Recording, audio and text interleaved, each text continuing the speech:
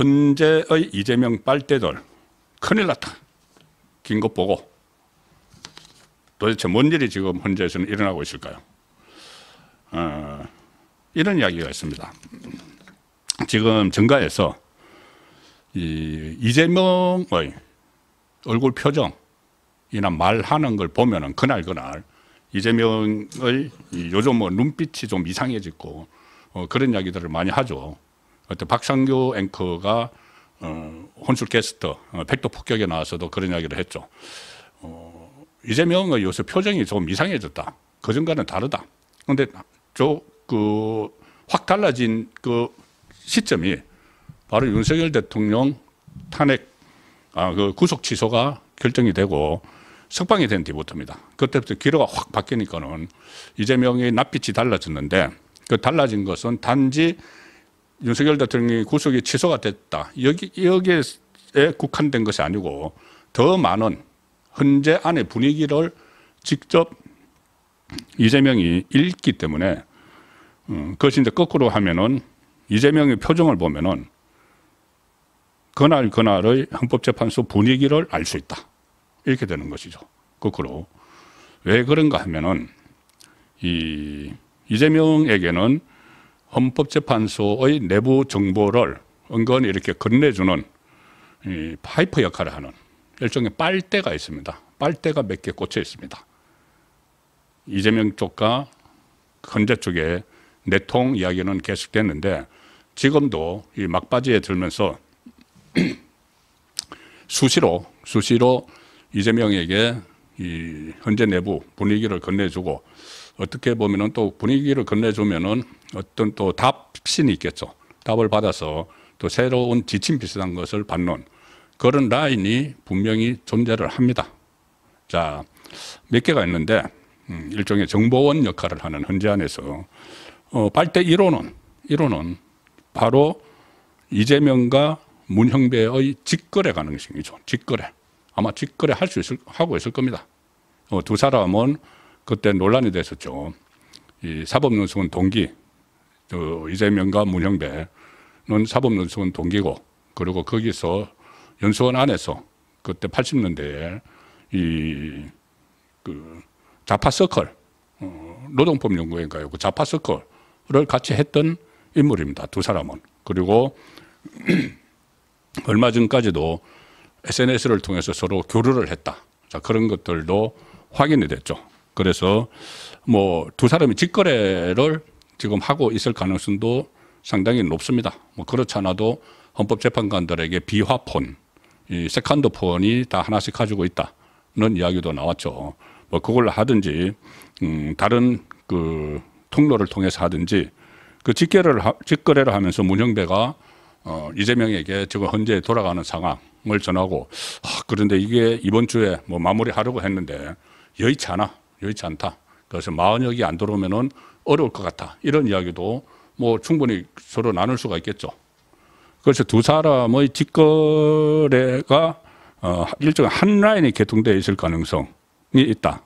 자, 그래서 그 한 라인을 통해서 예를 들어서 그 이재명의 재판 일정을 알려주고 재판 일정과 이재명의 재판 일정과 헌재의 윤석열 대통령 선고 일정을 서로 꽤 맞춰가면서 변론을 진행을 해온 그런 흔적이 지금 분명히 있습니다.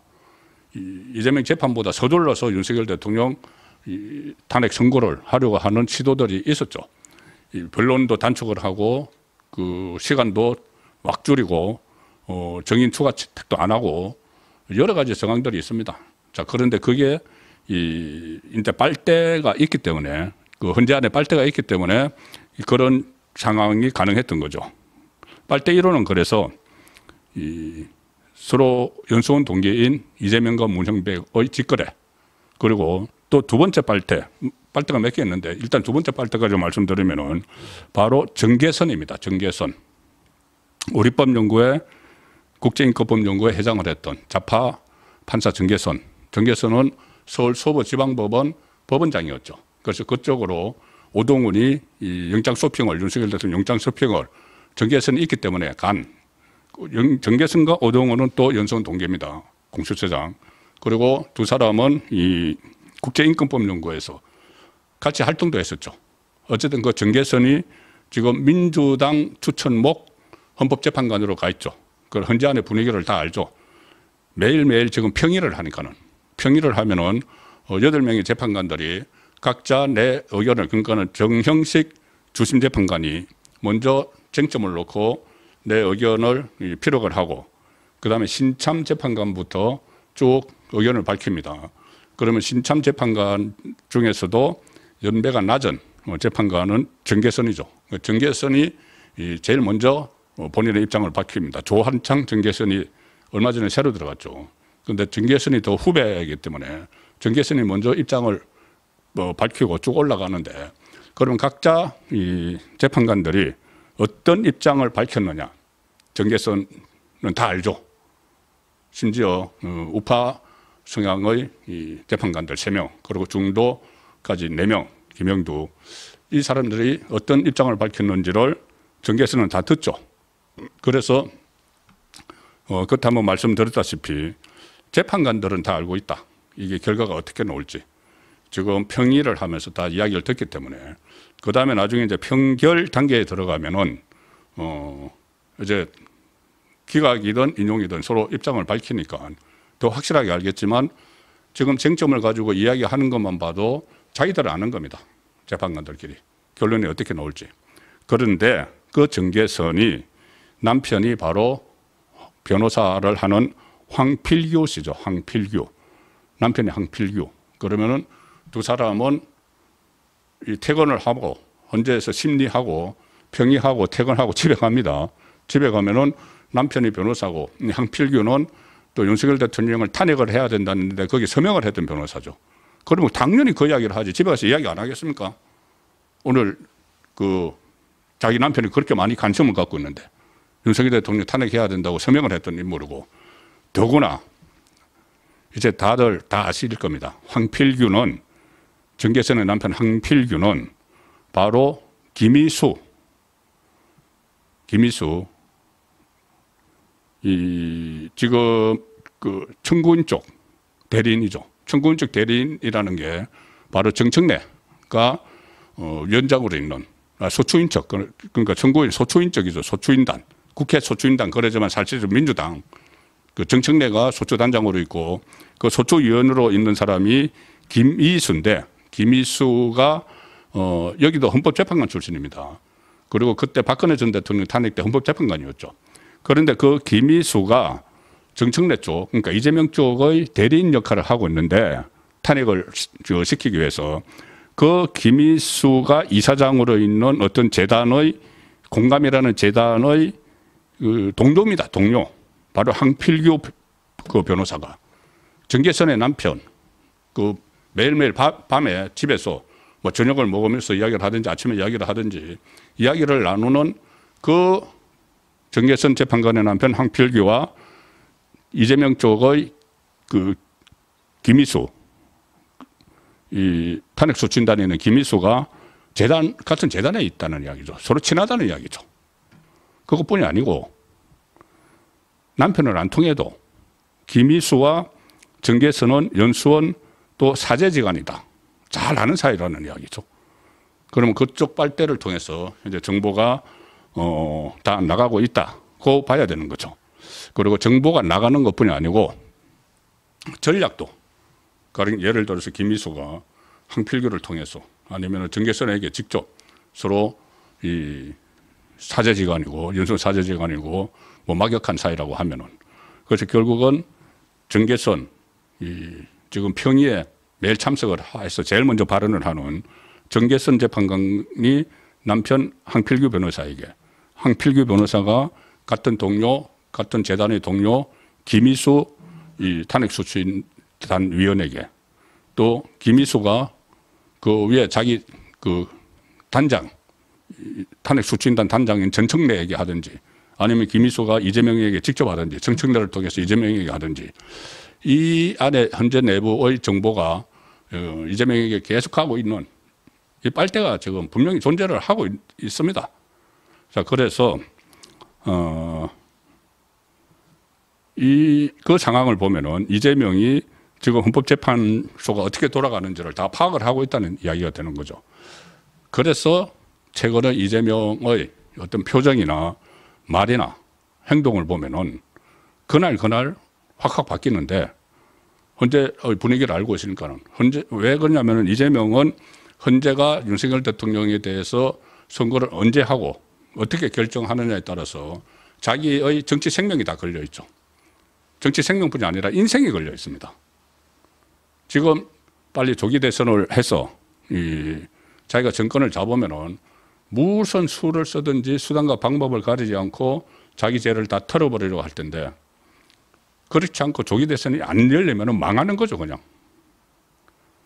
조만간 이 대법원 확정 판결, 선거법 같은 걸로 모든 것이 날아가고 국회의원직, 뭐 당대표직 다 날아가고 그 다음에 더 중한 죄를 받을 수 있는 대북송금 같은 걸로 구속이 될 수도 있고 그러니 완전히 촉각을 곤두세우고 헌법재판소 안을 들여다보고 있는 겁니다.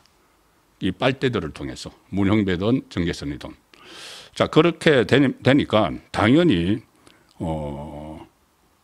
이 표정과 말이 그 상황에 따라서 변하겠죠.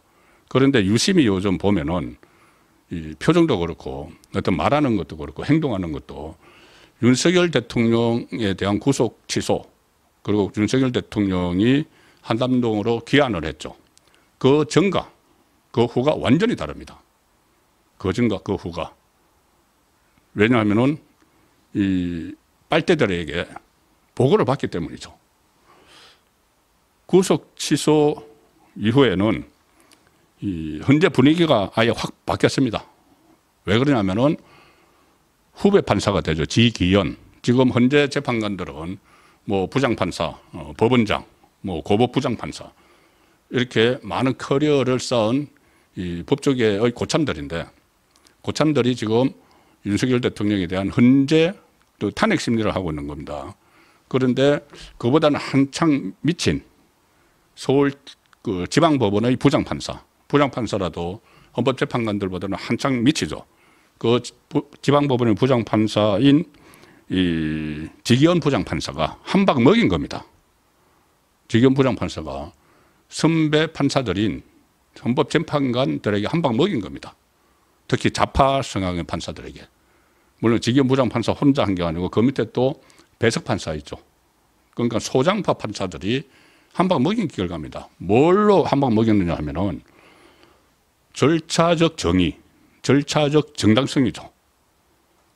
윤석열 대통령 구속 취소 결정을 내린 가장 큰 이유가 뭐 검찰이 시간 계산을 잘못했다, 날짜 계산 잘못했다 이것도 있지만 그것보다 더 본질적인 건 공수처, 내란죄 수사권이 없는 공수처가 대통령을 인신을 구금을 했다. 사실상 불법 구금 가능성이 있다.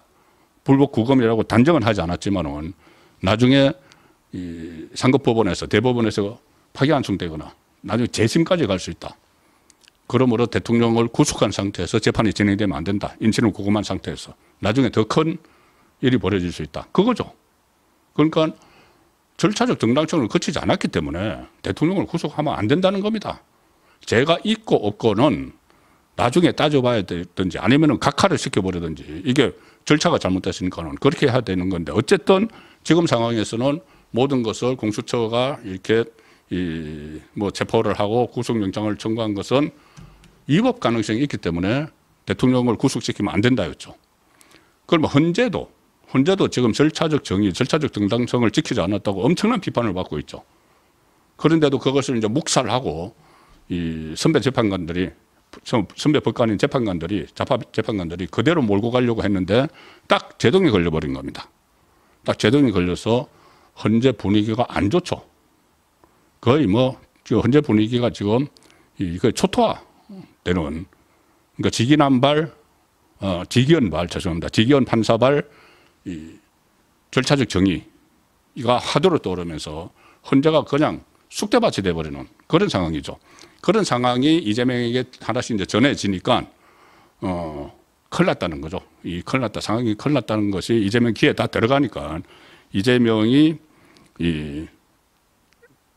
상당히 요즘 보면은 그전과 좀 다른 행동을 하고 있습니다. 그것은 제가 잠시 후에 두 번째 정차 토픽에서 어떤 내용인지 말씀드리겠습니다.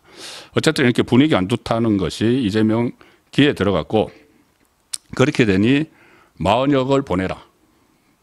이 문영배가 40억을 좀 보내달라. 그래야지 한 명이라도 더 확실한 극좌파인 40억이 있어야 된다. 그래서 40억을 부랴부랴 지금 보내려고 갑자기 이재명도 막 나섰고 최상목도 나서서 탄핵을 하겠다. 빨리 40억 임명하지 않으면 탄핵을 하겠다.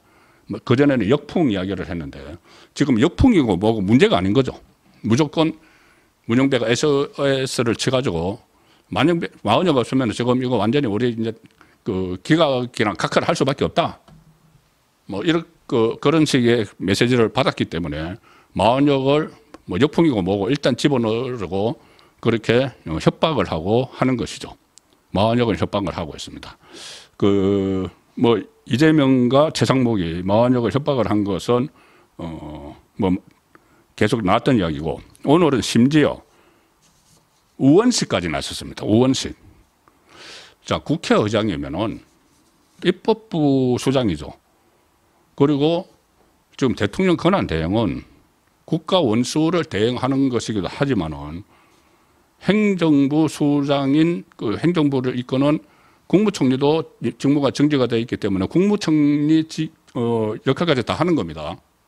부총리가.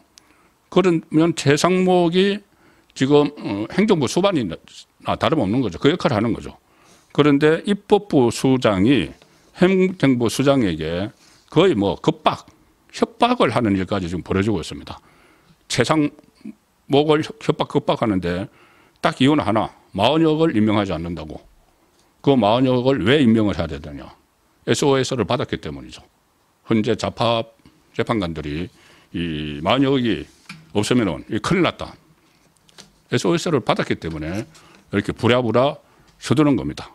오원식은 오늘 최상목 대통령 권한 대행을 향해서 아주 뭐 급박을 합니다. 기자회견까지 열었습니다. 기자회견. 국회의장이라는 자가 이렇게 이재명의 하명을 받았어. 행정부 수반 역할을 하는 최상목을 급박하느라고 국회의장이 기자회견까지 열어서 얼마나 다급한지 여기서도 드러나는 겁니다. 왜 갑자기 오원식이 기자회견을 할까요? 최상목을 향해서 오원식이 국회가 선출한 헌법재판관을 즉시 임명하라. 엄중히 요구한다. 이렇게 엄중히 요구한다. 이런 말까지 쓰고 무슨 뭐 여러 가지 이런저런 헌법수호의 의무를 배반하고 헌법에 대항하는 행위다.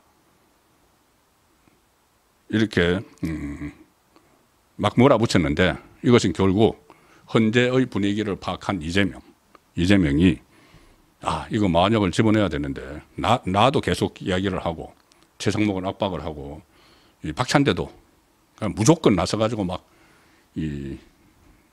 노골적으로 최상목을 협박을 하고 하는데 국회 추천목인데 그러면 오원식 당신은 뭐해? 당신은 뭐 하는 거야? 뭐 이렇게 또 메시지가 갔겠죠. 그러니 오원식이 부랴부랴 기자회견을 해서 지금 최상목 대행을 압박을 하는 상황입니다. 이렇게 이야기합니다.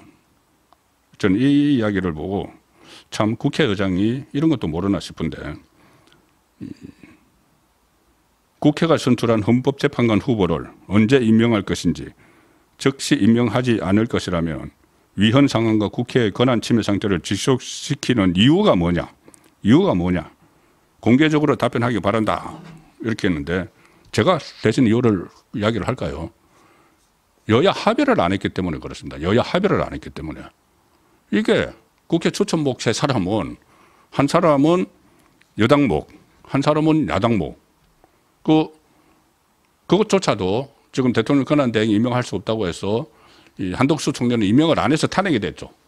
최상목은 그 두 사람을 임명을 했습니다. 그래서 엄청나게 욕을 먹었죠. 최상목이. 이 정계선하고 조한창, 민주당 추천 정계선, 국민의힘 추천 조한창을 임명을 해서 욕을 먹었습니다. 그런데 40억은 뭐냐? 여야 합의 몫입니다. 여야 합의 몫. 그런데 그때 여야 합의가 제대로 안 됐습니다. 여야 합의 몫이라고 해서 좀 민주당이 자기들끼리 뭐 인사청문회 통과시키고 했는데 그러면 임명하지 않는 이유 뭐냐 의원석이 물었는데 임명하지 않는 이유는 여야 합의가 안 됐기 때문이죠. 여야 합의를 하면 임명을 하겠다는 이야기입니다. 그런데 뭐 국민의힘이 들어줄 리가 없으니까 그냥 최상목을 막 쪼아가지고 어떻게 하든 이 자기들 생각에서는 매직 넘버죠. 6명을 하려고 마흔역을 또 갑자기 투입시키려고 막 하는 그 이유가 헌법재판관의 분위기를 빨대를 통해서 이재명이 다 들었고 그래서 마흔역이 꼭 필요하다. 빨리 넣어달라는 SOS를 받았어. 지금 마흔역을 갑자기 집어넣으려고 압박을 가하는 이 상황.